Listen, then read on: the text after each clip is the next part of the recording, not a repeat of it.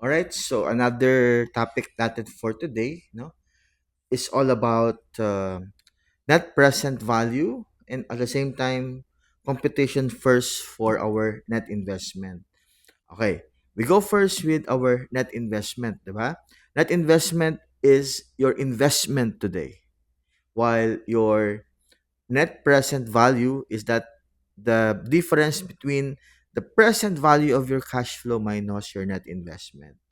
Okay, but before that, no, we uh be able first, no, to compute, no, this problem, no. Advanced Review Solutions incorporated plans to replace one of its machine with a new efficient one, and the old machine has a net book value of 120,000. Okay, so you have here 120,000.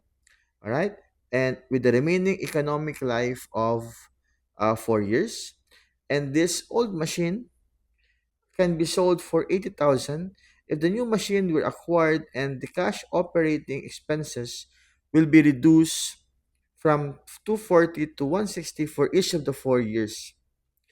The expected economic life of the new machine. Okay, so you have 4 years, and the new machine will cost ARS a cash payment to the dealer of 300,000, and the company is subject to a 32% tax for this kind of investment. A marginal cost of capital of 9%. Given na class, don't worry. Given na yung ating present value, which is present value of 1 using 9% at 3.23972 and 0.70843. So, paano po ito? So, una-una, hindi given, no? Hindi given pa ang net investment first. Okay. We go first with the computations for our net investment. So, kailangan mo natin computein. Okay? Yung ating tinatawag na net investment. So, so how do we compute for net investment? We go first with our initial cost. Ito yung proceeds, di ba? 80,000. Magkano yung bentahan natin? The new machine will cost ARS, ito class, no? So, unang-una, you have investment followed by your initial cost. Okay? So, magkano ang initial cost natin? Our initial cost is worth 300,000. Okay. Ano pa? Mayroon ba tayong computation? Wala na, no? How about in terms of installation cost? Mayroon bang installation cost? Parang hindi naman given, no? Hindi naman siya part ng given, kaya wala po, no? Okay. Ano pa? Uh, Proceeds. Okay. So, very important is the proceeds from the sale of old equipment. Magkano yan? I think the old machine can be sold at 80,000. Ibig sabihin, ito po ay an inflow. Kaya ito po ay to be deducted. Kaya lang, you need also to compute, no, any tax or if there would be gain or loss. Okay. So if you notice, in terms of the market value, no, of the old machine, which is at 80,000, tama? Okay. How about the book value? The book value is worth 120,000. Ibig sabihin, mayroon pa tayong loss. Magkano po yung loss? 40,000. And because of this loss, there would be a tax benefit. Tama? Yes. Ito po ay loss. Ito po ay to be multiplied by 32%. Okay, so get calculator.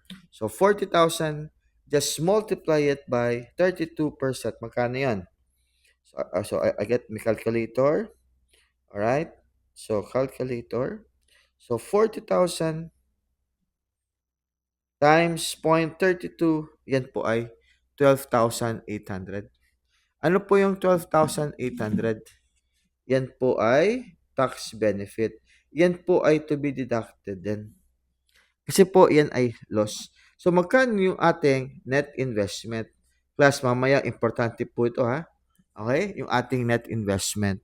So 300,000 just minus 80,000. Then you will also minus 12,800.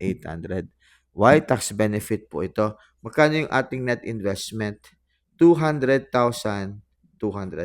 Mamaya class, importante po yan. No?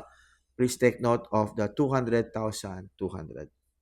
Okay. We go now to our cash flow or cash flow in the future or what you call the savings. Okay, class. Sabi dito, the new machine will cost, okay, hindi yan. Okay, ito. If the new machine will acquired and the cash operating expenses will be reduced from 240 to 160. Class, yan na po yung savings na tinatawag natin. O, meron daw tayong savings na from 240K ay magiging na lang siyang 160K. Okay ba siya? Okay. Bumaba ang expenses mo, ibig sabihin, there would be an increase in your net income.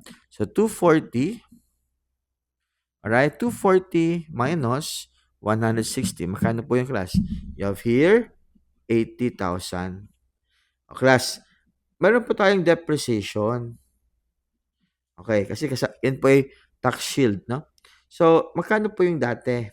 Ay, magkano yung ngayon? Na, 'di ba? Ngayon ay you have now 300,000. Yung bago niyong cost. Dati po, yung net book value mo ay 120K. So, 300,000 minus 120K, yan na lang po yung remaining, no? Kaya lang in 180,000, magkano na lang po ang economic life, 'di ba? Remaining daw na 4 years to. Remaining economic life of 4 years. So, you will divide it by 4 years. Okay, yan po yung depreciation natin. Magkano po yan? 180 divided by 4 years.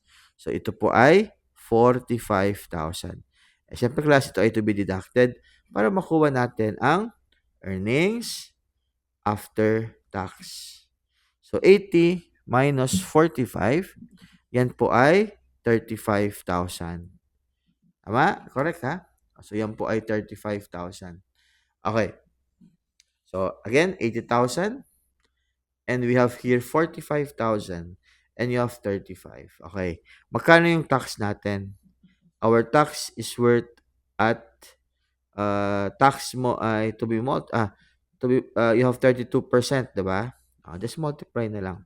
35,000 times 0.32 para ito ay 11,200 para makuha mo na yung net income after tax.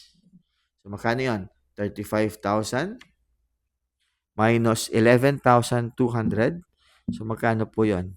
23,800. Ito po ay net income. Kaya lang, please take note, kailangan po ng cash flow. Di ba? Present value of your cash flow. So, paano po yon? We will add back, no? Add back our depreciation. Bakit po add back our depreciation? Depreciation po kasi wala siyang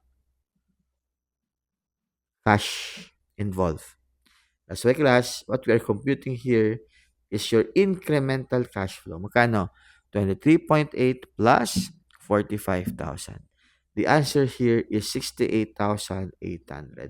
Yung pong 68,800, yan po yung gagamitin natin sa pag-compute ng present value for the present value of your cash flow. Alam nyo ba, ito po ay long cut. Ito po ay long cut. Ginawa natin. Meron po yung shortcut. Ano yung shortcut? Ito po shortcut is like this. Your savings is multiplied by 1 minus tax. Then, your depreciation to be multiplied lang by tax. Tax po yan tax. Paano po yan? Magkano yung savings? 80,000. Magkano yung net of tax? 68%, diba? Yes, 100 minus 32. Magkano yung tax natin? 45,000. Okay? So, 45,000. To be multiplied by, ito po ay minus savings minus depreciation. 45,000. Sorry, we add back pala. Sorry, we add back. Sorry, not we add back depreciation, not deducted Diba? Because of this, diba? We add back. Yes. Times 32%. Times tax to Okay. Try nyo nga, class. Okay? So, dapat yan po ay Same na 62,800. Sige. So, 80,000, just multiply it by 0.68. Ito po ba ay 54,400? Yes. How about sa kabila? 45,000 times 0.32. Ito po ba ay 14,400? Yes. Add mo nga po yan. 14,400 plus 54,400. Yan po ba ay the same as 68,800? Yes. Parehas po yan. Bahala kayo kung saan nyo gusto. Long cut man yan or short cut man yan, basta you have the same answer na 68,800. Sige, we go now to this. Since we are talking here of your net present value, no? So we are talking here of our net present value. So paano na po 'yon, no? Okay, sige. Ito na lang tayo, class, no? So we have the present value of your cash flow minus our net investment. Okay. Magkano yung PV of your cash flow? Diba ito na yung class? 68,800 to be multiplied by, magkano yung PV of 1? Given naman, diba ito? 3.3972. Okay? That would be your present value of your cash flow minus your net investment of 207,200. Okay, ito mo lang sa isa. So if you have here 68,800 to be multiplied by 3.23972, ito po ba ay 222,892.74? Tama. Minus 207,200. Okay. Doon mo makikita, class, if there would be a positive. The answer for this, class, is that you have 15,692.74. Positive po yan. Ibig sabihin, it is to be accepted. And, okay, so hopefully, class, na alala nyo pa, no? On how to compute, no, for this, particularly for the PV of your cash flow and your net investment. So hopefully, if you want to know more about this video, please like and share my page, now Master Accounting, to have more videos about accounting, about management accounting, financial management, cost accounting, is strategic cost management, no, and some sort of all the accounting subjects in the CPA board exam. Again, thank you very much and hope to see you soon. Bye bye.